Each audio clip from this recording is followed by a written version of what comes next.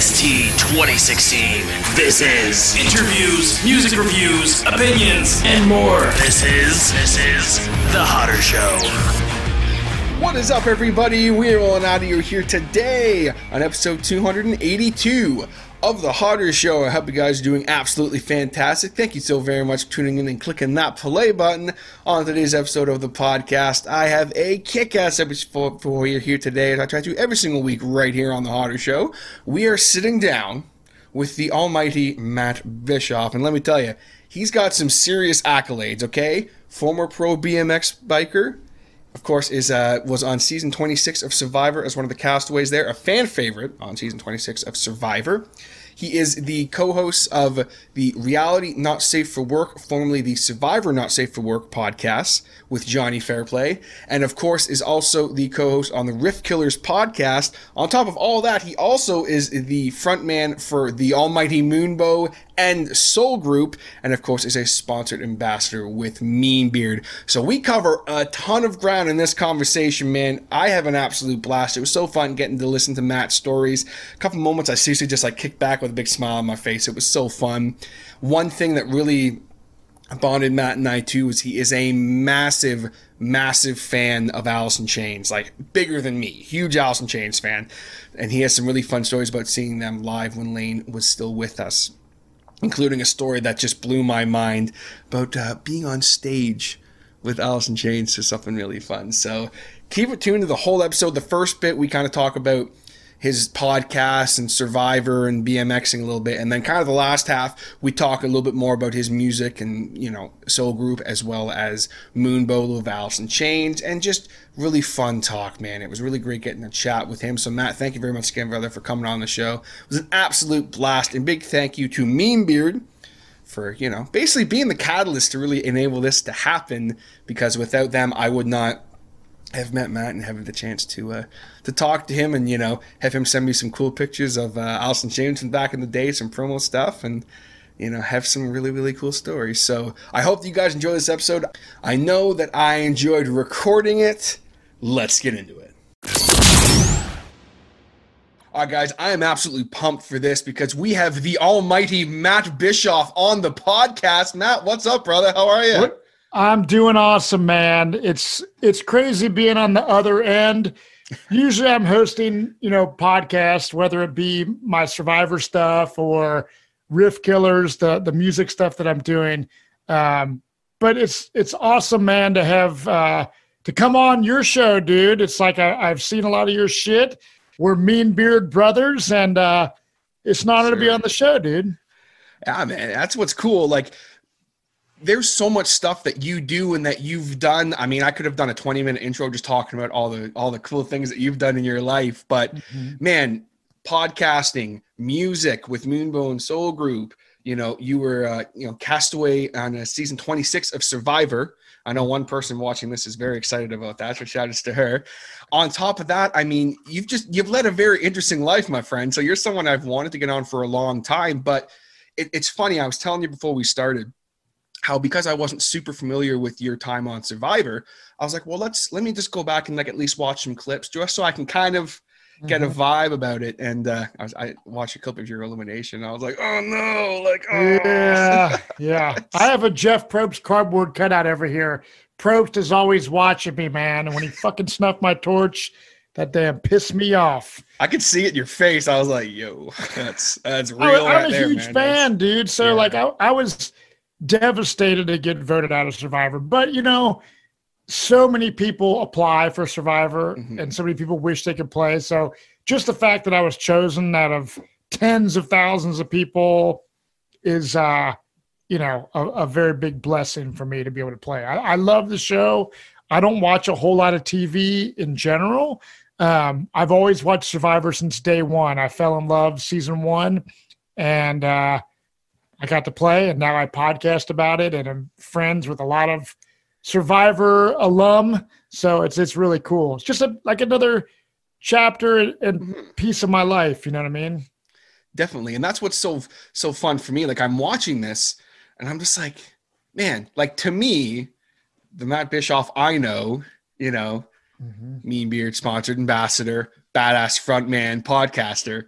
So to me, I'm like, I'm watching, like, it's almost like this weird disconnect for me where I'm like, it's like this whole other life almost in a way, right? Do you ever you ever think about that? That it's like, just because even before that, you did some other really cool stuff too. Yeah, I look back at my life and it's crazy because I've done so many things, whether it be through music or the beard community or reality television. Like I told you before we went on, I was on the show Miami Inc. Yes. Prior to Survivor. And that's when I got a tattoo of Hans Langseth, man with the world's longest beard. So that was on Miami Inc. And then it's crazy because beyond that, like BMX bike riding was a massive part of my life. Like I was a professional BMX bike rider. I ran my own company called Failure Bikes. I've traveled the world. I've hosted many things on, like I was a host for NBC Sports, would do the Do Tour. And the Do Tour was like a big BMX competition. They would have different stops. So I think it was right after I got off Survivor, I got asked to host the live webcast of the Do Tour for NBC Sports. So I was doing that. And yeah, man, I put on events, and I don't know. I used to work for Red Bull. We did a bunch of Red Bull events in my backyard and stuff. So a lot of people like that know me from Survivor or through bearding or whatever don't even know like how that whole other side. BMX was like probably bigger than most all of the other stuff. And I haven't really been, I sold my bike company. I kind of moved on from BMX and stuff, but I still stay pretty connected and I miss it. I love BMX. I grew up, riding bikes and BMX racing then I started riding ramps and street, grinding rails and shit. And then I got sponsored and then I started my own company. So there's a whole just life of BMX that I live, so I'm very fortunate because I have friends and people I admire in all those aspects. Like I said, the Survivor world, beards, music, and BMX. And like in the early 90s, I took my love of music and my love of BMX, and I had a public access TV show called Urban Discipline. Right. So I hosted this public access show from I would say 92 to 1998. So it was before the internet. It was before YouTube, before podcasting. I was interviewing my favorite bands, and record labels would send us music videos to play on the show. It was just like watching Headbangers Ball or MTV, I had an alternative show called 120 Minutes, and they had Yo MTV Raps. But it was more like Headbangers Ball, but my love for BMX, we incorporated like action sports, like skateboarding, BMX, all that shit. So that was another huge chapter of my life, which kind of paved the way for me to be doing podcasting and stuff in 2021. I've been doing this stuff since the early 90s. So it's pretty cool. So it wasn't like a big jump for you to be like, and I obviously I want to talk about, we have so much ground to cover. I could probably do like 6 podcasts with you just covering, because there's so much stuff I want to talk with you about. But on that note, so when you went from that BMX world and doing some hosting and things like that, what you were talking about, it wasn't like this huge stretch for you to then, start hosting well, it started off as a Survivor podcast. Now you guys kind of do a little bit of everything with reality TV. With reality, not social work. So for me, I was always used to being on camera on the public access show. So even when I went on Survivor, for example, and they're filming you 24 hours a day, some of the people I was playing with was tripping out. Oh my God, they're filming us, and we got to do these interviews. And that was second nature to me. I think that gave me an edge when I went through the casting to get on the show. It's like, man, I'm used to being the guy on camera and so forth. So, I had a lot of experience before, like I said, doing my Survivor podcast. So the podcast, we talked a minute ago, you used to watch the TV show Survivor back in the day. You were familiar with Johnny Fairplay, legendary villain of reality television. The heel. And Johnny had been doing a Survivor podcast called Survivor NSFW for a long time. And this was maybe 2.5 years ago, maybe, that I kind of met Johnny at a charity event. Him and I hit it off, became friends. He stayed at my house. And I was familiar with his podcast. And I guess the guy that was doing it with him like bailed out. And I like Johnny was looking for another guy to co-host with him. And I was like, dude, I do video editing, and I've actually been wanting to do my own podcast, not Survivor related, just do a podcast. He's like, well, fuck, dude, why don't you just do the podcast with me? So instantaneously, within like a day or two, I had to figure out how to do a podcast, and I just jumped right in the deep end with podcasting with Fair Play. And I've been doing that, like I said, for like 2.5 years. So we cover, when Survivor's on TV, we break down the episodes of Survivor. And then in the off season, we will interview former castaways and stuff like that. What are they up to now and so forth. But since COVID hit, there hasn't been any Survivor. Yeah.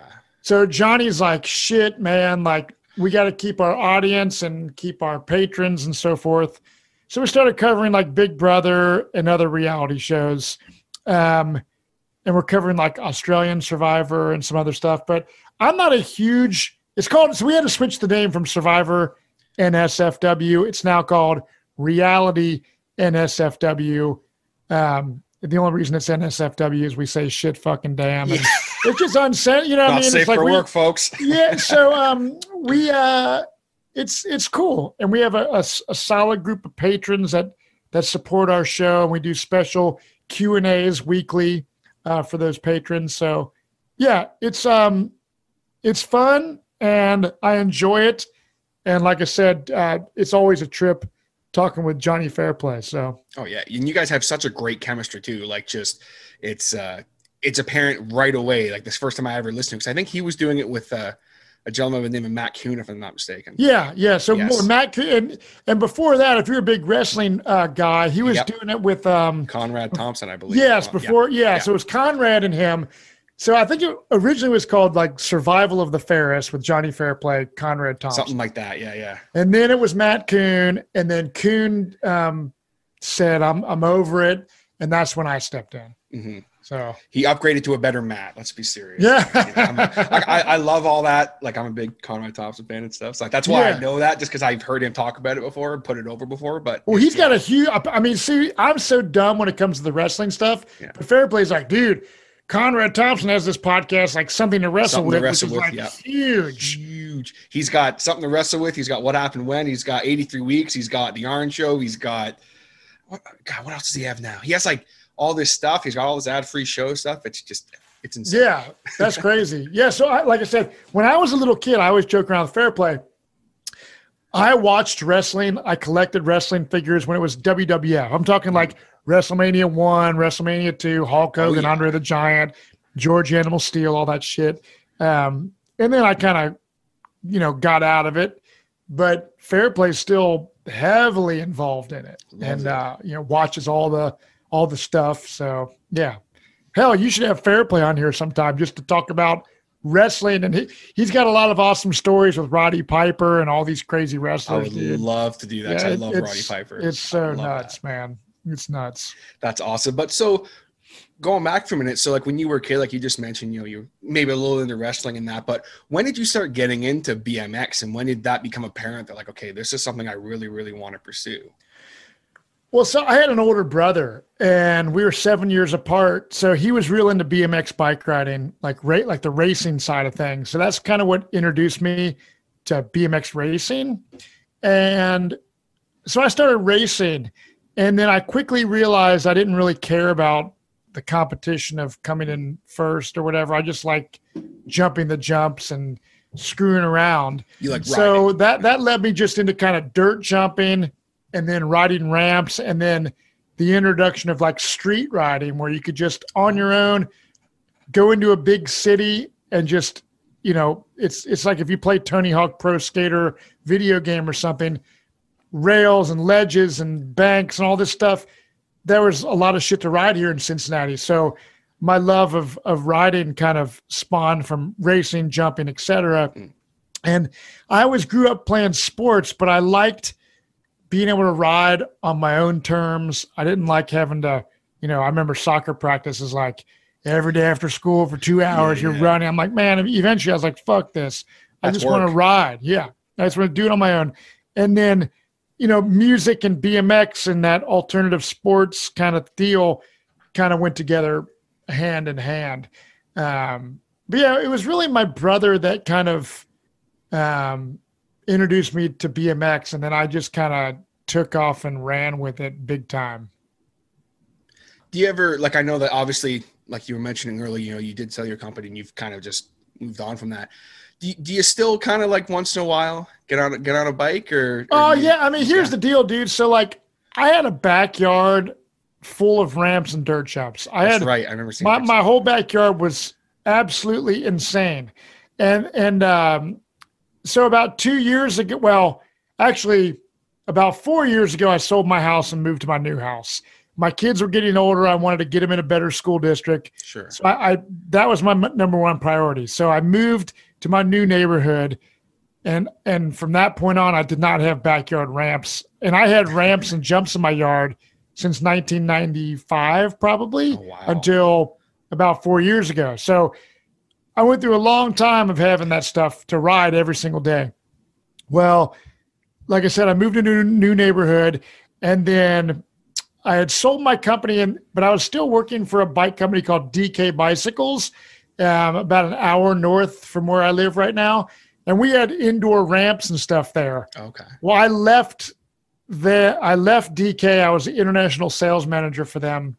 I left, but a little bit over 2 years ago to work in the healthcare and IT industry, which is not anything I thought I would ever be doing. Yeah.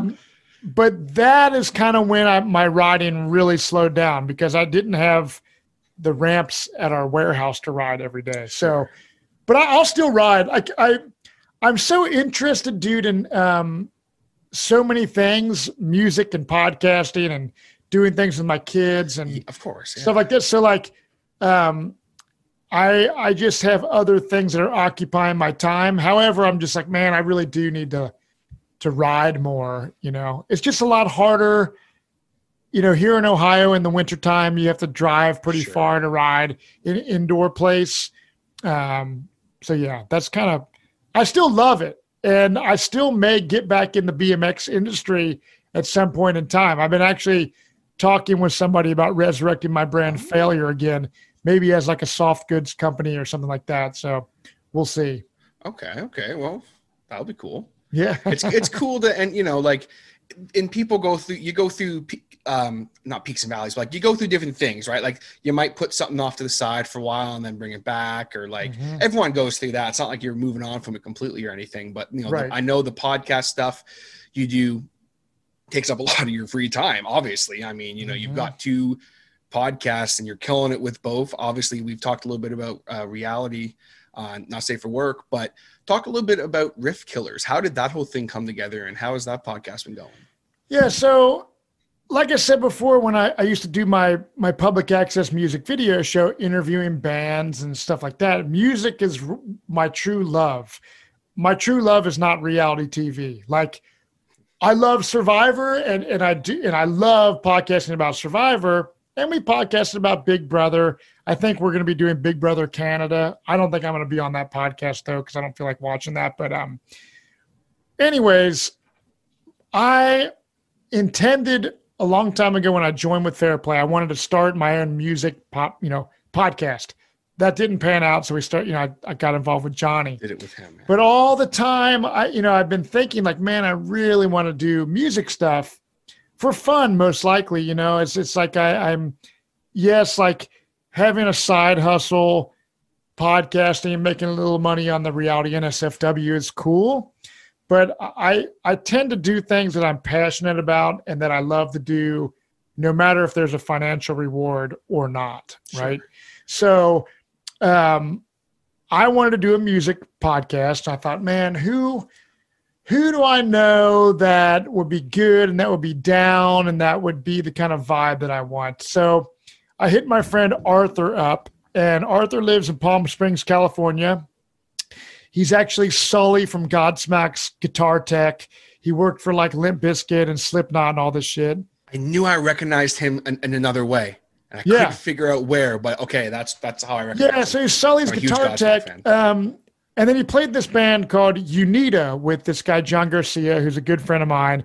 John Garcia was a singer from Caius. So I knew Arthur from Unita and through being friends with John Garcia. I've known Arthur for years and follow him on social media and stuff. So I just hit up Arthur one day, like, dude, would you be down? He's like, within like 5 seconds of me pitching, let's do a podcast, he was like, I'm in. Let's do it. So what we did was, I mean, shit, we started probably, right now it's 2021. Last summer, we started recording a couple interviews. We just like we would do one, and then we wait a few weeks and do another one. So we stockpiled a bunch of content. And I'm so fucking busy, man, that I didn't want to have a weekly show with riff killers. So it started off being like a bi-weekly thing. So we have, actually tonight after this, I'm going to be recording with Arthur.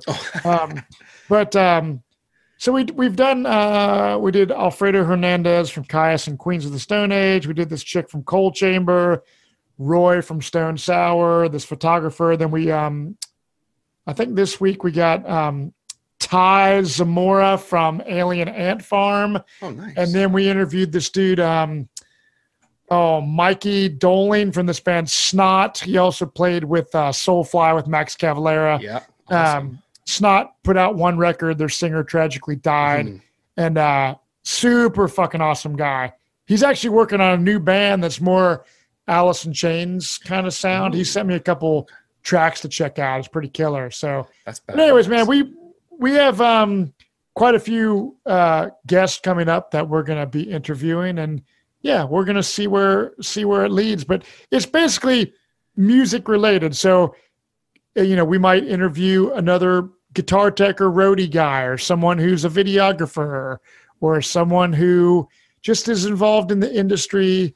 We're not keeping it just a metal and hard rock. Like I've been, messaging back and forth with Ricky Rackman from Headbangers Ball about potentially coming on the show. And so, it's fun. I enjoyed doing it. And we're going to keep busting them out as long as we're still into doing it. All right, man, that's awesome. And if it's a podcast I enjoy, so I mean, I'm grateful you guys are doing it. And, I'm excited to hear that interview with, oh my gosh, I've already forgotten. Well, the ones coming out, Ty Zamora from Alien Ant Farm and Mikey Doling from Snot is, those are two. We've already done those interviews. So, they're going to be coming out over the next month or whatever. That's badass. I'm looking forward to that for sure. Yeah, but we have a whole other side of Matt that we haven't really even talked about yet. So we're going to take a quick break, and then we're going to come back with Matt and talk a little bit more about his music career when we come back with Matt Bischoff. Hey, you. Yeah, you. Listening to The Harder Show right now. Are you in a band? Maybe you're a business owner of some kind, a performer, maybe a pro wrestler, an event promoter, an athlete, or maybe you're just an everyday person who needs some photo editing done. You need a great graphic design guy, and have I ever got the hookup for you? My man and close personal friend, Mr. Jason Reese from Jaybird Digital Arts. Whether you need logos, t-shirts, stickers, tickets, business cards, banners, menu, brochures, flyers, posters, Facebook banner videos, door hangers, photo editing and restoration, print ads, lyric video editing, signs, notepads, window clings, letterhead, bookmarks, programs, magnets, greeting cards, calendars, rack cards, invitations, envelopes, pens. Jason will work with you to develop a style that is unique to you and that tells everybody just how special your business, event, or you personally are, and you will stand out from the crowd. On top of the fact that he does offer free delivery between Cobourg, Ontario and Kingston, Ontario, message him today right now for a free quote. That's right, a free quote. Tell him about your idea. You got something outside the box, he will make it happen. With great rates and service, you cannot go wrong. I've used Jason literally for everything over the past 3.5 years, and I cannot say enough good things about the man himself and his work. So contact him today on the web at jaybirddigitalarts.com or on social media under jaybirddigitalarts. That's JAYBIRD digitalarts.com. You can also email him at jaybird.digital.arts@gmail.com. And always keep in mind that his business is successful when your business looks good. One thing that obviously, earlier we talked a little bit about kind of like your BMX career and the podcast and things of that nature. What really drew me to you, and the reason I really, really selfishly wanted to have you on my podcast, was your love of music, obviously, because that's more my bread and butter here, but also was your love of Allison Chains. So I want to go back with you. How did it all start with you with music? What was some of the first music you heard? When did you really start getting heavily into music? Well, that's a great question. Like I said before, when we talked about BMX, my older brother, he was a BMX bike rider, and I kind of saw him doing that introduced me to BMX. And at a very young age, I remember sitting in my room, and his room was next to mine, and I heard him listening to Metallica, like early Metallica, Iron Maiden, Judas Priest, AC/DC, shit like that. So I was introduced to metal and hard rock from that point on. And then I remember as a young kid, I have pictures of me probably 9 years old with you could go to the mall and get like an iron-on t-shirt at this place called Velveteen. You could pick shit off the wall. And I had like Judas Priest and Iron Maiden iron-on shirts as a young kid. That's awesome. And I would listen to a radio station called 96 Rock.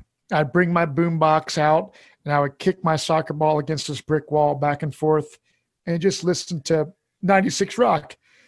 So I instantly loved like Rat, Twisted Sister, Iron Maiden, Judas Priest, like I mentioned. And then MTV comes along. I don't know like the time period, but I got MTV and cable TV right when it came out. Okay. So like when the first WrestleMania happened and I had the pay-per-view, which you could stick a little key and turn it in there. And that's how you got your pay-per-view wrestling, WrestleMania, awesome. It cost like $50 or something. It charged your account on your cable account. But I got MTV right when MTV came out and was watching music videos. So I loved all genres of music. Like kids today grow up on YouTube and TikTok and social media and shit. But I was watching Cyndi Lauper and Dire Straits and Aha and Boy George and Talking Heads and all these bands, Aldo Nova, the Cars, the Kinks. I would watch these music videos and I loved it. Prince and all these bands. But I really gravitated toward heavy rock and roll and then, metal. And then like Headbangers Ball would come around. So I would stay up and watch that. And then one of my first jobs when I was 16 years old, which is I'm 46 now, so 30 years ago, I got a job at Musicland, which was like a CD store. CDs were very popular. There were, record stores in every mall. Yeah, back in the day, kids, there was these things called CDs, and they were this big. Yes. So I worked. That was one of my first jobs. I worked for Musicland, and I had just graduated. No, when I worked for Musicland, I was still in high school. Yeah. I was 16 years old. Just got my driver's license, and even before I worked at Musicland, when I got my license, I would drive to record stores and buy cassettes and then CDs. I think the first CD I ever bought was I went to this place called Mole's Records in Clifton, which is in downtown Cincinnati area. And I bought a Flotsam and Jetsam, which was Jason Newsted. Yeah. It was Doomsday for the Deceiver, I think, was the first CD that I ever bought in my life. So I started collecting CDs. I started working at the CD store, and I fucking love music, man. I never grew up playing an instrument, but as I started, like I said, I was gravitated toward metal. Obviously, I started getting into Pantera, and then grunge comes along, and I literally remember working at Musicland, and we would get promo CDs, right? The record labels would bring us posters like you see right here. So awesome. Coming September 29th, Dirt. And this is a Jar of Flies. Yep, you got a Jar of Flies t-shirt on. That rules. And then, all these posters. So we would get these promo posters and stuff, right? Well, I remember seeing Facelift. I'm like, wow, this fucking CD looks really cool. Popped it in there, and the very first, when I hit play and I heard We Die Young, I was like, holy shit. Then Man in the Box comes on. I'm like, damn. The whole record, I was like, fucking dude, this singer, these vocal harmonies, this is the greatest shit that I've ever heard in my fucking life. And then fast forward this is like a promo copy of Facelift, right? So I was like, what the hell is this? Fast forward, a few weeks later, Man in the Box video comes on, and Allison Chains becomes huge overnight. Yeah. When that shit came out, and I was there for the very beginning. And like I said, the reason that I have a beard, the reason put it this way, dude, the reason that I'm sitting here talking to you in 2021 is because of Lane Staley. That's because I would not have a beard and have ever got introduced to bearding or anything if it wasn't for Lane Staley. Lane led me to want to grow my goatee, grow my beard, and that's what spawned my whole love of beards. And then it's what made me want to become a singer, because I never so I started singing in bands probably when I was in high school. We did these little bands where I would sing Slayer covers and shit like that. And then I think I was probably 18 years old, starting to do my, original music, like metal. I was in a band called Decapitated Priest. Another band called metal, bro. Oh yeah, we want to be the metal. How sick can we be? Decapitated Priest. What a fucking badass! I've still heard worse, but that's badass. And I was in a band called Killing Spree, and then when I heard Sap from Allison Chains come out, I had never really listened to a lot of acoustic music, and when Sap came out, I was like, dude, this shit is so awesome. And that led me down a whole rabbit hole of acoustic stuff.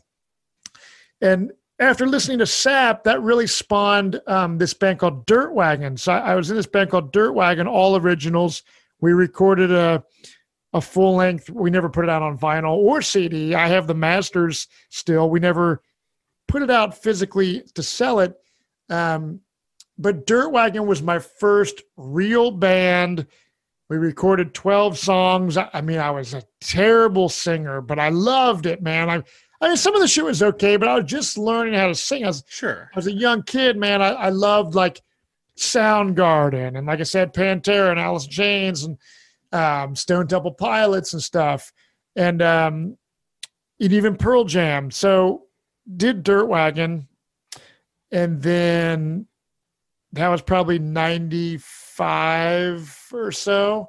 And then right around that same time, I started my music video show, Urban Discipline, where Urban Discipline, dude, we would interview big time bands. I would look at the CD and I would find the management company and I would call the phone number on the CD and I would say, hey, Biohazard and Life of Agony are coming to Cincinnati.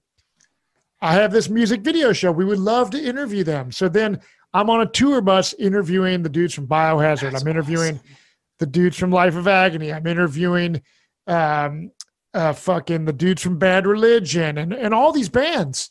And so that whole music video show led me to, be a host of a TV show. And I was just, like I said, heavily involved in music. We would do CD reviews. Record labels would send us VHS tapes of music videos. So we would play music videos. We would also feature in our studio. We have a TV studio in Cincinnati. So like you said on your podcast, you do a lot of shit with the local music scene. I was totally into the local music scene. So awesome. We would have all kinds of local bands come in the studio and we would shoot like 3-camera full-on live performances of bands. We would also go to all the local bars and clubs and film bands. So it would be like, what's going on? Welcome to Urban Discipline. Today we got videos from Allison Chains, Pantera, Sepultura, and we also got live in the studio, blah, blah, blah, blah, blah. And we're going to show you some BMX clips. And then we'd share the videos and we'd do like little intros for each other segment. And then I had to go in the studio with these 2 VHS tape decks and edit it. It was a lot of work, but it became huge in the early 90s, dude, because there was no social media, but there's public access TV anyone could get, and it caught on. And it was really, really cool. And I got to meet some amazing bands that I really love because of that. And then, after Dirt Wagon and stuff, I sang in various little projects and stuff like that. But around 2011 is when my band Moonbow formed. Good friend Davey McElfresh, who plays with Hank 3. He's Hank 3's fiddle player. He also played in a metal band called Lethal. Davey's a local guy. I love his songwriting style. So he's like, hey, man, like, let's write some songs together. So we started writing songs, just like him and an acoustic guitar and me. That became the beginning of Moonbow. And it's my favorite band I've ever been in. Davey and he also plays guitar in Soul Group. The reason I'm in 2 bands is like we recorded our first record called The End of Time, Moonbow. And then we did an acoustic EP called Voto del Demone, and we put it out on CD. And then we did a full-length record on Ripple Music called Warbear. But we did that acoustic record, and we're always writing acoustic songs in addition to our heavy shit. And after a while, we were like, man, we don't play a lot of these acoustic songs at our normal shows. Let's just like keep the acoustic stuff as a second project, right? Okay. So, because only certain people are going to listen to like the super heavy stuff. And so we're just like, let's do 2 projects. So that's kind of where Soul Group kind of spawned. And we have a whole record worth of material for Soul Group. If you go to Bandcamp, it's like soulgroup.bandcamp.com. There's 4 songs you can listen to for free. But we have a whole new, album written. And I've actually recorded a lot of vocals and we tracked a lot of it. But then COVID hit and we kind of haven't done anything with it in the last year. So, but my goal for that is I want to put out and finish the Soul Group album. And then I want to start getting back together with Moonbow to start working on heavy shit. Badass. We'll be looking forward to that. I love that Warbear record. Like that's, I still rip that record all the time. I'm a big fan of it. Oh, thank you. Even before when, my early days of getting into Mean Beard, it was like, oh, what's that song you guys use for that? Oh, it's cool. Band. And, so that's how I got into it actually. Yeah. That's awesome, man. But it's funny, like talking about Soul Group and Warbear and that and your past projects. It's kind of fun how like as I'm sure the story with Allison Chains with Sap, like, the reason that they did Sap was because they had these random songs that were like, I had this, I can't remember who it was. I was like, I had this dream that we did this really Sean Kinney. Yeah. The drummer Sean Kinney had the dream about the EP and shit. Yeah, right. Yeah. I was gonna say you probably know the story better than me, but usually I'm the Allison Chains expert. And then let me tell you guys real quick too. The other night, it's like a week ago, probably. It was like a week ago now. Yeah. I was absolutely sitting on my couch just geeking out because this man right here started sending me videos and pictures of all of his Allison Chains posters and live shots. And he has like a binder full of like clippings from magazines and like different live shots and stuff. And I was just geeking out over that so much, man. I loved that. Oh yeah, there's another one, man. I don't know if I showed you. So I got Jeff Probst right here. But so there's this poster right Oh, that's here. awesome. It's a We Die Young from the We Die Young video shoot. I mean, you can see the markings on the poster. It's old, and I've had it. And then there's a picture of Moonbow. It's a Mean Beard flyer. We were the official World Beard and Mustache Championships after party band with Moonbow, sponsored by Mean Beard. So that was another one. It was so fucking funny, man, because literally Barry Stock was like our fucking roadie for that show. He was helping us like put our gear up and late at night tear everything down, dude. And like we're on stage in Austin, Texas, and Barry and Heather and all the Mean Beard guys are out there. I'm fucking jamming out, and it's like Barry's out like watching my fucking band. Yeah, typically when I'm watching Barry's band, there's a few 100,000 more people there. But yeah, it was killer, dude. But yeah, so like with the Allison Chains, man, like I do have a massive collection. And like I said, Lane Staley is why I have a beard. And it's kind of a big influence in my wanting to be a singer and music. And it was just beautiful, important music to me. And I was fortunate enough to see Allison Chains with Lane Staley multiple times when Lane was alive. I've seen him a bunch with William Duvall, which is killer. I've seen Jerry Cantrell solo a bunch.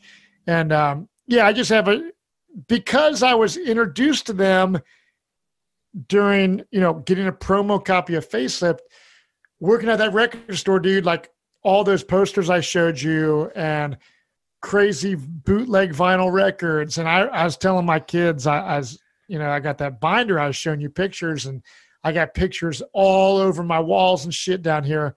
And I was like, yeah, I used to go to the grocery store, man, and look at all the metal magazines and just kind of like anytime I'd see an Allison Chains, I was like, fuck, I'm not going to spend $5 on this, man. I would just like rip out rip out the pictures and put them in my fucking pocket, man. And I did buy a lot, but there is quite a few that are kind of fucking stolen property from 30 fucking years ago. But someone's gonna hear this, but like, wait, that motherfucker. But yeah, dude, it's music is so awesome, and I'm passionate about it, and that's why like I want to do Riff Killers podcast, and yes, singing in my bands, man, like being on stage, singing, writing songs, recording, playing live. I love all of it. It's awesome. That's badass, man. It's great. And it's so cool because that was something that like we kind of bonded over, because like I would get into Allison Chains. I mean, there's stuff you were showing me that like I'd never even heard of. Yeah. And I'm like, okay, the fact that like I was telling my girl that earlier, like, and I'm showing her, and she's like, she's cool. Like she's wonderful. She went and saw Allison Chains with me twice, and she's like a top 40 kind of, like, yeah, right. She likes a couple, like she loves Your Decision and stuff, but like, right. She's like, I'm showing her, and I'm just like, my face is lighting up, and she's like, I haven't seen you smile like that since we saw them last when we were at Casino Rama. Like, she's like, it's just funny how like, she's like, it just completely like was this whole new thing. So it's funny that, I as much as I wish I could have been there in the early days, obviously I didn't get in them until after. I was like 2005 when I got into them. So of course Lane had already passed away, but right. Do you have a fun story about being able to see them live? Because obviously I know you probably do a whole podcast on Allison Chains, but I know that you have a really cool picture. Yeah. So, I mean, literally, dude,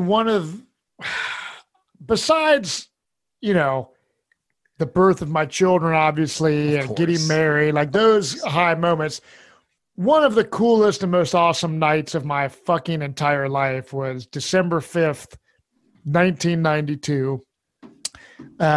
Allison Chains was playing Bogarts on the Dirt Tour.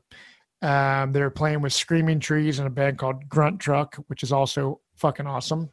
So I had already bought tickets to that show, right? I'd had tickets way in advance. But Sony Music, Columbia, Sony, they did a contest where you could submit a photo of yourself with the theme of the album Sweet Oblivion from Screaming Trees, or Dirt from Allison Chains, submit a photo, and the winner, hell yes. This is just for context, folks. This is there we go. And I entered this contest, dude. It was for tickets and backstage passes. I went to the dirt jumps where we would ride our bikes, and I got in this like hole. I laid down, and then I had my friend like cover me up with like dirt, and just my head was popping out. I was kind of laying down, doing the like pose, kind of. Yeah, I submitted that photo, and I remember getting a phone call. I was working at Montgomery Cyclery Bicycle Shop at the time. Got a phone call. This is Sony Music. Matt, you won tickets and backstage passes. You were the winner of the Sony Music photo contest. I was like, fuck, hell yeah. So I won that. There was an additional contest at Phil's Records, and I have the flyers that I'll have to send you pictures of to show you both advertisements for both these contests that I won. Phil's Records, big record store at the time. They had a 1-ton, like dump truck load pile of dirt in their parking lot, okay? And there was like 100 laminated numbers mixed in the dirt. So like number 1, laminate 2. So each number corresponded with a prize, okay? Okay. So at first what they did was like they would let one at a time people go up there and try to dig in the pile of dirt, find the number, walk up to the guy. Oh, number 3. You won a copy of Dirt on cassette. But it was taking so long that they finally were like, fuck it. Everyone just go free for all. So everyone rushes this pile of dirt, dude. I'm digging in the dirt. My friends are there digging in the dirt. Fuck yeah. I found the number 35 or whatever the fuck number it is. I walk up to the thing. Dude, I remember the guy who's got his clipboard. He's like, number 35. Tickets and backstage passes. I fucking won again. I won both contests, dude. Dude, so I sold the tickets that I originally bought because I now had 4 tickets, 4 backstage passes. So I invited my new girlfriend to the show and 2 other friends. And we're watching, for one, I'm a huge Screaming Trees and Mark Lanigan fan. So of course, seeing Grunt Truck and Screaming Trees was awesome. Allison Chains comes on. It's the Dirt Tour. It's just like, oh my God, this is like heaven. Halfway through the show, dude, Lane Staley goes, in between songs, right? He's like, yo, some crazy motherfucker out there in the audience buried himself up to his neck in dirt to win a photo contest. His name is Matt Bischoff. And he's like, where are you at, Matt? I want you to come on stage. I said, oh my God, Lane Staley is fucking calling me on. So I had my shirt off. I had long hair and this fucking goatee because I was a wannabe Lane Staley. I fucking make my way up to the stage and there's like a barricade there and the fucking security guards are like, are you the guy? I'm like, yeah, it's me. They lifted me on stage. So I'm on stage with Allison Chains. Lane Staley fucking grabs a hold of me. Jerry Cantrell and Mike Starr at the time started squirting me with crazy string, pouring champagne all over me. They're throwing this fucking party on stage. I'm just like, what in the fuck is going on, dude? I want to stay. All this shit's happening. Then Mike Starr has a pair of hair clippers, electric hair clippers. So he turns on the hair clippers and puts it right by the pickup of his bass, and you hear the buzz of the hair clippers over the PA. And Lane Staley's like, we're going to shave your head bald, Matt. And I loved my long hair at the time. Sure. I was like, fuck. I was like, you are not shaving my fucking head.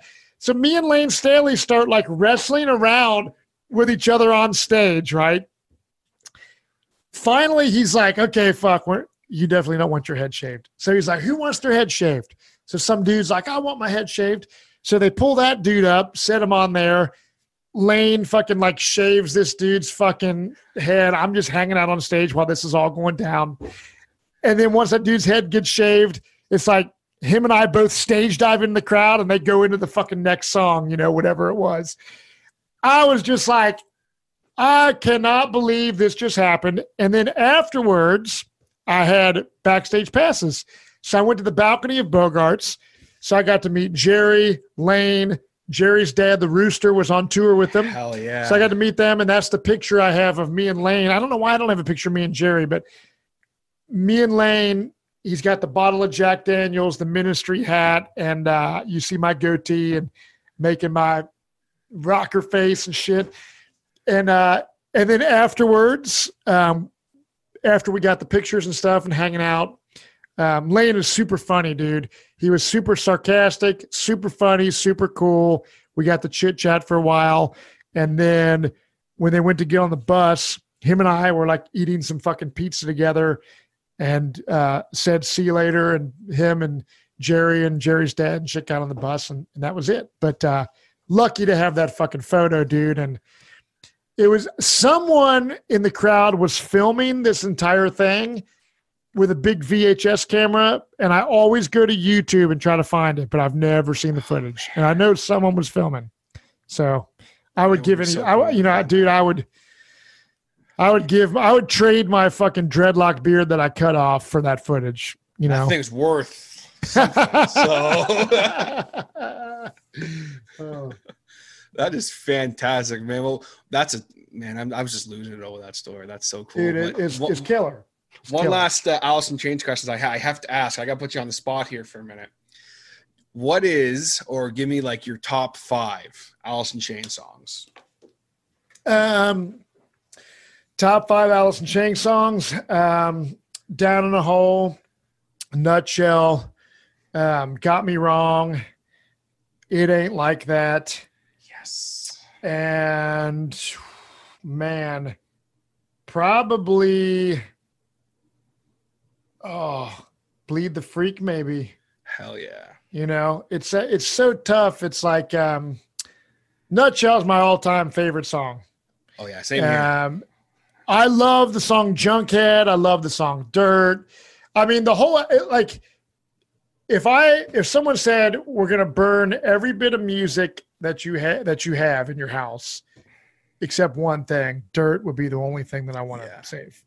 Like, if my house is burning down, I could save one album. I'm saving Dirt. You're grabbing Dirt, yeah. Yeah. Definitely so. Same here. And it's funny because, like, Nutshell is like you say, what's your favorite song of all time? I'm always going to say Nutshell just because the impact it had on me. But It Ain't Like That was actually the first Allison Chains song I ever heard. Oh, wow. So, like, which is weird because everyone's like, oh, it wasn't Man in the Box or Rooster. I'm like, thanks, Nickelback. Yeah. That's how I heard It Ain't Like That. That's awesome. Man, that's great. But talking about, Allison Chains influences. And again, like I said, guys, I could probably listen to Matt talk about Allison Chains I could be a whole podcast. I'll just mute myself and just listen to him talk about Allison Chains because I just love it so much. But real quick, I of course want to talk about the fact that, the reason that we got hooked up is because of this company right here with Mean Beard. And obviously you are, well known in the bearding community. So you mentioned obviously Lane Sedley was the reason you started growing a goatee, but for a very long time you sported a fantastic dread beard that you just very recently cut, and your beard is looking fantastic, by the way. It is awesome. I put some I think it was Cannonball oil this morning. Yeah, my beard, I'm on a quest to grow it out again, just full beard, natural. I was growing a dreadlock for January 1 of 2012 to December 20th of 2020. So about 8 years I grew my dread. Wow. So I've always grown like a long beard and then cut it off and then be like, damn, why'd I do that? I've never been clean shaven, but I'm like, let's say I grew a big beard. I'm like, I'm bored. Shave the sides to a goatee. Then I'm like, fuck, why'd I do that? Grow a beard again. So, Mean Beard. It's funny because Joe Loving and I have a long history. He knew me as a young kid. He worked at a place called Camelot Music. Him and his wife both worked there. I would always go in there and buy shit. So he knows my whole history of everything. So when Joe got involved in Mean Beard, I remember him, we'd always been friends and stuff, and I was going to beard and mustache competitions all the time, like way before Mean Beard was even in existence. And I would always enter the freestyle category. Like my biggest accolade, was getting, I think I got third place at the 2011 Beard National Championships. I wrote the word USA out of my beard. I dressed like this red, white, and blue shit. And so that was cool on a big stage. Like I had won some other small contests, but winning third place at nationals was fucking awesome. That's a huge deal. Yeah, it was awesome. I have that trophy. I got rid of a lot of my beard trophies, put them in storage, but I keep that one out in my music room. But so yeah, Joe got involved with Mean Beard, and I remember him hitting me up and it's like, hey man, I'm involved in this new company, Mean Beard. And he's like, is Barry Stock from 3 Days Grace's, company. He has Mean Clothing and Mean Beard and stuff. And he he saw, I guess Joe had asked if he could put a picture of me online. It was like right around Halloween time. I dressed like a pirate and I had my long dreadlock beard. And I guess Barry asked Joe, like, fuck, who the fuck is that guy, dude? Like, we need to get him hooked up on Mean Beard. And that's kind of how my involvement as an ambassador with Mean Beard started, was Barry recognizing my long dread beard and wanted me to be a part of it. And then I went to the World Beard Championships in Austin, Texas. Mean Beard had a big house rented and we all flew in together like Team Mean Beard. It was super cool. My band Moonbow played at that.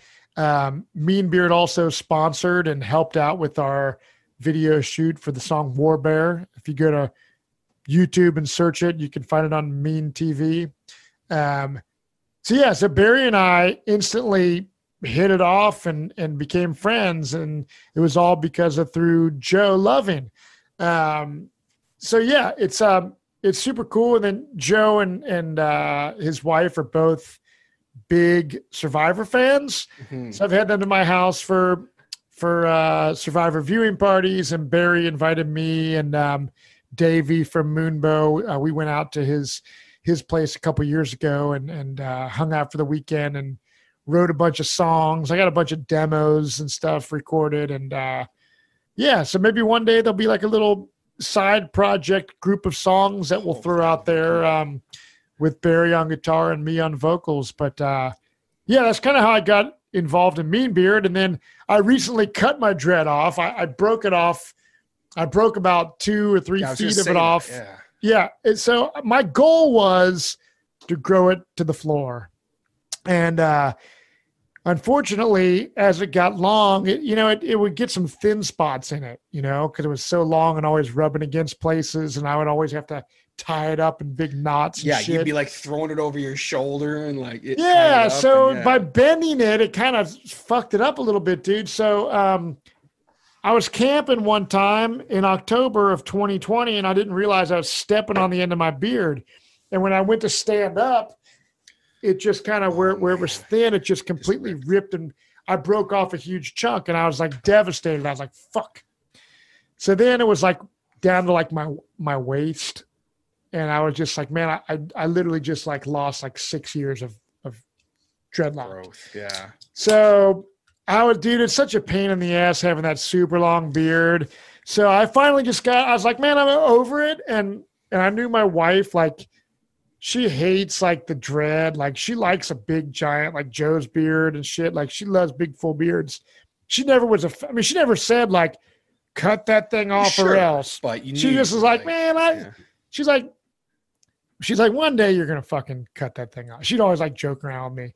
And, so I just personally was over it. I was wanting to cut it off, and I made the decision, and I was like, man, my 20th wedding anniversary is coming up. So as a little token of our 20-year anniversary, I was like, this would be something cool to fucking do for that.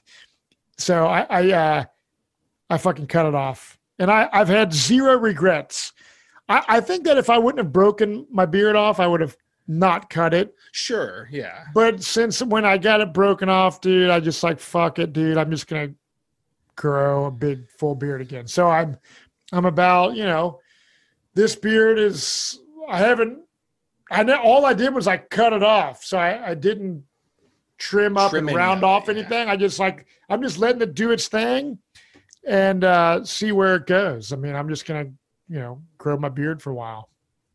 And my hair. I'm growing my hair back out too. Hell yeah. You're going to be looking like a full-on rock star with a big old beard. Dude, by the time show, man. That's right. I'm like, fuck, man. By the time COVID-19's done and I can actually play live music again, I'll probably have long hair. I'll probably look like I was in the End of Time music video or the War Bear video by the time COVID's over. That's fast. Yeah, I mean, I don't know what it's like for you guys, but yeah, we're still things aren't looking so great with the live industry right now. But hopefully the next few months, end of this year or whatever, hopefully we'll be having a different conversation. Hopefully, I hope so, man. I really hope so.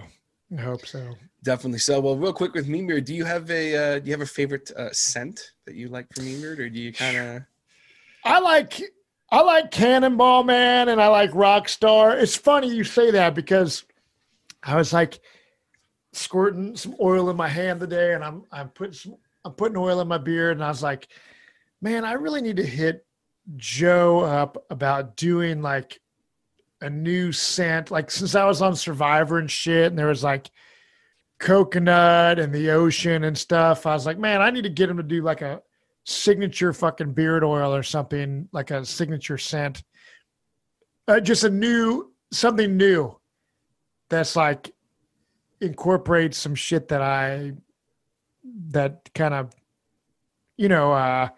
influenced by some of my shit. I don't know if he'll do it or not, but I was like, man, I'd be so pumped to have like a coconut island kind of vibe. Yeah, because the Cannonball kind of has that, but it's like, I know what you're saying as far as like, because the Cannonball's got like that, like the bay rum and the coconut, so it's there, but it's like, yeah, like a little, yeah. Right, like a new recipe, you know what I mean? So, well, like maybe it's just like coconut and beer will be my oil. I mean, listen, Joe, I know you're watching, so make it happen, bud. But yeah, I mean, dude, it's so cool because, like I said, I've been involved in the beard and mustache community for a long time, and being a part of Mean Beard is super cool. And Joe and Barry have been nothing but supportive to me in all my endeavors with my music and everything else. And I wouldn't want to be on any other beard team. If I wasn't on Mean Beard, I wouldn't be like emailing every, beard company on the planet saying, hey, will you put me on your team? Yeah, I don't give a shit. Like I'm stoked to be a part of Mean Beard, man, and it's awesome. And I'm able to, talking to you, man, like first time we're able to hang out and shit.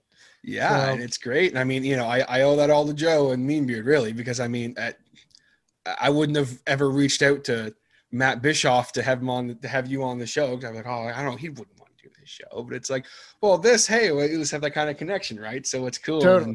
And, Joe and Heather and Barry have been nothing but wonderfully supportive of me, and that whole Mimi community is just it's just amazing. I can't say enough wonderful things about the whole community and everything, and the whole Mean team, everybody, yourself included. It's been, especially being a short bearded guy, like coming into it, it's like you never truly know how it's going to go. And my past experience with the bearding community was not great. Mm-hmm. So there's a lot of, here's the deal, dude. I just want to say this right now.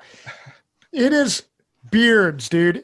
This is beards, people that take beard and mustache competitions and shit like that so seriously, to where it's like you go to charity events. Sometimes there's so much drama. I can't believe I didn't place in the contest. Fuck that. It's like, dude, who gives a shit? It's a fucking beard, right? So I never grew a beard for a trophy. Mm-hmm. It's cool to be able to like use your beard to have fun and drink beer with your bros and go to a competition that's friendly and funny. Yeah, and link cool. up with some people, But it's just like the people that take the stuff so seriously, dude, it's just like I'm just like, get over it, dude. Like, it's beards. Yeah. If you don't get first place, who cares? I don't care. Yeah. Like, I just like being a part of this beard community, and being able to raise money for charity, be able to represent a cool beard brand. And beard competition or not, I'm going to have a damn beard, right? You gotta you gotta grow a beard and have a beard for the right reasons, man. I'm a lifer. I've had beards way before beards were the cool thing. I just never liked shaving. Lane Staley, ever since I was 16 and could grow facial hair, I grew a beard. And I'm 46 years old. The same dude, basically, like as far as my love of beards and shit that I was then. So have fun with it, man. Like, and people that are like, if they're like, oh, dude, like your beard is short, you're not, it's just like, dude, like, yeah, again, this is lame. It's like, come on, man. Dude, it's like get a life, dude. You know, it's like I've grown a beard down to the floor longer than pretty much anybody in the you know, most anyone out there in the entire beard world. I've grown a longer beard than any of them, but I'll cut my beard and keep it your length the rest of my life. It doesn't make me not cool. You know what I mean? So it's just like the beard drama is lame. I love bearding, and my wife Tessa created the Whiskerinas. I want to give her props. Her support of bearding. Yeah, which that's badass. She created the Whiskerinas, you know, ladies fake beard whole deal that you see Craft online bearding now. And all that. Yeah. Yeah, there was at the time, I'm talking like, you know, 2010, there was not, the women would not get recognized. And my wife would go to these competitions with me and be like, dude, like the women that support the bearded guys, there's nothing for them really. So she saw a need for it. I had a book with Hans Langseth in it, and there was this thing called the Days of 49 celebration that was in this book that I had. And they had this like beard contest called the Crown Prince of Whiskerino. And so my wife read this book and she's like, man, Whiskerinas. So she created this thing called the Whiskerinas. She did her first national Whiskerinas ladies beard and mustache competition the night before. It was 2011, Lancaster, Pennsylvania. The dude at the time, Phil Olson, president of Beard Team USA, he didn't want it to be a part of like the men's shit. So she's like, man, fuck you, dude. I'm going to do my own shit. She put on this event, which was way more badass than the men's event ever could be. It was sick, dude. And there's like a documentary on YouTube if you type in Whiskerinas. But so we did the first Whiskerinas event in 2011, and then she did another one in 2012 in Las Vegas. Badass. That created a whole community of local chapters all over the place. And my wife doesn't care about being like, you know, she never did it to have these like accolades of, oh, I'm the Whiskerinas chick. But I always like, she's real humble about the stuff. But the fact of the matter is, it's a huge thing that she did. And I give her mad props for making that shit happen. So she's always been a big supporter of beards. And so me, I will always have a beard. You can see behind me on the video version, this right here was my tattoo artist at the time. This is when my dread was a baby dread. I made t-shirts with this on it for my Survivor viewing parties. It says Team Beard. It's kind of blurry, but I sold those. And then there's a newspaper right here from Norway talking about my Hans Langseth tattoo. That was from 2008. And one last story I will tell that's really meaningful to me is I was obsessed with Hans Langseth, the guy with the world's longest beard. Well, one of Hans Langseth's surviving grandsons saw this newspaper article from Norway, somehow got my address. I remember going out to my mail one day and getting a letter from Russell Langseth. Wow. And it was like, hey, man, I discovered this article. I saw your tattoo. That's my, great grandfather. And he's like, his beard was in this chest and we donated his beard to the Smithsonian and blah, blah, blah. So I started this relationship with Russell Langseth. I talked to him on the telephone multiple times. He sent me a bunch of newspaper clippings and really rare shit of Hans Langseth. He's now deceased, Russell Langseth is, but it was so cool that my tattoo, my love of beards and shit like that led me to having a relationship with the grandson or I think it was a great grandson actually of Hans Langseth. So really fucking cool. I'm very blessed, dude. Like whether it be BMX, my music, my podcasting, the beard community, I just I'm thankful every day for being able to talk to you about shit, you know what I mean? And so yeah, I'm just like, man, everyone is so stressed out about COVID and politics and all this stuff, and I get so tired of it. I try to just, you know, like the mean beard, like a positive, aggressive attitude. Absolutely. Be positive. I don't need drama. That's why I don't like the beard drama. I'm just like, man, I post shit on social media of my family and my kids and my music and all the shit that I do. And I try to be inspiring to others and just be a positive influence. And that's all you can do. And yeah, thanks for the opportunity, brother. Definitely. I appreciate it, man. I mean, putting it out into the world, that's what it's all about. And that's what the Mean Beard message is all about. And that's right. You've been cool as hell to me from day one. So, you know, I appreciate it. And you're someone who I definitely very much look up to with all the things you do. So I appreciate it, man. I really appreciate you doing this with me here today. Just one last quick question. That's kind of a staple I always ask here on the show. So I got to make sure I ask you, right. Do you have either a really great fun story about like the best show that you ever played, or flip side, do you have a really funny story about like just comically the worst show that you ever played, or do you have one of each? Yeah, I'll say one of each. So the best show I think that Moonbow ever played was I have it. You can see in my video right there. It's hard to see, but City Beat, which is a local newspaper here in Cincinnati, they have what's called the Cincinnati Entertainment Awards. And I think it was 2014, Moonbow got like this for all local bands, right? It's like a Grammy Awards, but for local bands, right? So Moonbow got nominated for Best Hard Rock / Metal Band. There's like, you know, us and four other bands nominated. Our album was nominated. Our album In the Time was nominated for Album of the Year. So it was like us amongst other genres of albums, right? So the Album of the Year category can be any genre. But so In the Time was Album of the Year nominee. And then our music video was nominated. Our End of Time video was nominated for Best Music Video. So we had 3 nominations, and we got invited to play the award show.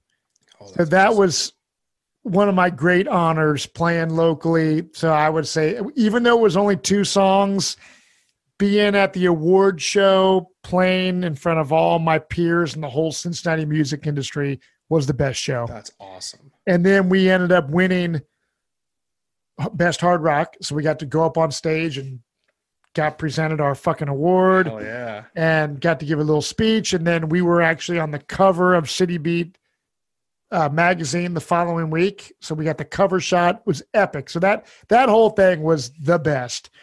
The worst, I would say, man, so there was a time where we had a show booked at a brewery, and our bass player last minute couldn't make it. So we played the show as a 3-piece with no bass. So as much as I love our band, and we didn't want to cancel the show. So Davey's like, dude, I'm just going to like play through like a crazy pedal. Like I can kick in this pedal, and I can make my guitar go through a bass amp and a guitar amp. And even though there's not a bass player, we get that low, like an octave pedal or something. But getting through that show, just like when that was over, I was like, oh God, never again do I want to play a show without a bass player. So I would say there's the best and the worst. There you have it. Definitely. So it's important having that low end, man. It really is. You miss it when it's not there. It is, man. When you don't have that, it's just like you don't realize like how important that shit is, you know? It'd be like, you know, like Allison Shane's without Jerry Cantrell's backup vocals. Although that would still be killer because Lane's awesome. But of course, the combination of, you know, even William Duvall and Jerry is what makes the beauty of a lot of those songs.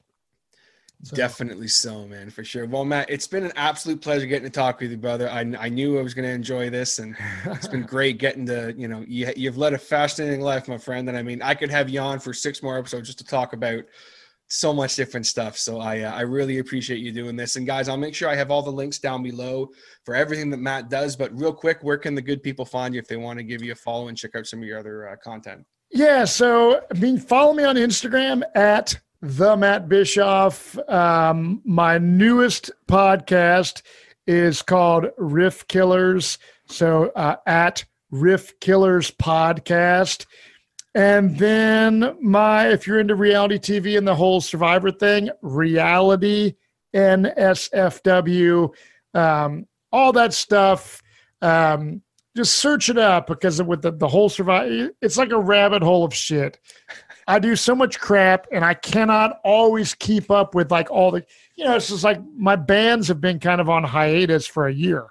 So I haven't been really posting my music stuff, but if you're interested in my music, you can hear soulgroup.bandcamp.com and then moonbowrocks.bandcamp.com. And then if you just go to YouTube and search Moonbow End of Time, Moonbow Warbear, you can find some badass music videos. And yeah, hey, listen, everyone that's ever supported me in anything that I do, thank you very much. And definitely check out Mean Beard, awesome beard product. And even for me, bearding, as cheesy as this fucking sounds, I always think it's cheesy to say this, but it's just like, for me, it's a lifestyle. It's not about beard competitions or this or that. It's a lifestyle, man. And you got to keep your beard looking good, whether it's fucking short or long. And Mean Beard has got the product for you to keep your beard conditioned and ready to fucking do whatever you want to do with it. And it's through a awesome group of people that I highly respect. And so, yeah, thank you, TJ. It was super good time, man. And I appreciate you having me on the show. Definitely. Anytime, brother. Thank you so much. You took the words right on right with Mean Beard. Big shout out to the whole Mean Beard crew. And I'll be looking forward to seeing the latest episode of the Riff Killers podcast. Hell yeah. Cool. All right. Thanks so much, Matt. Cheers, brother. All right, guys, there you have it, my chat with the almighty Matt Bischoff. And what else can I say, guys? That was just such a fun chat. The stories about, you know, him wrestling Lane on stage when they were trying to cut his hair and stuff. I'm like, oh, that was so cool. You can just tell by the smile on my face how much I enjoyed that podcast. So big shouts again to Matt for being a part of this. It was so much fun. Again, big shouts to Mean Beard, greatest beer can company in the world, for basically, again, being the catalyst to make that all happen, guys. Really, without them, you know, I wouldn't have been linked up with Matt, and we wouldn't have had this podcast. So big shout out to Joe and Barry for all that and everything else as well. And shout outs to you for listening and still watching. I seriously appreciate it. Thank you so very much. If you haven't yet, be sure to hit that subscribe button, hit that follow button.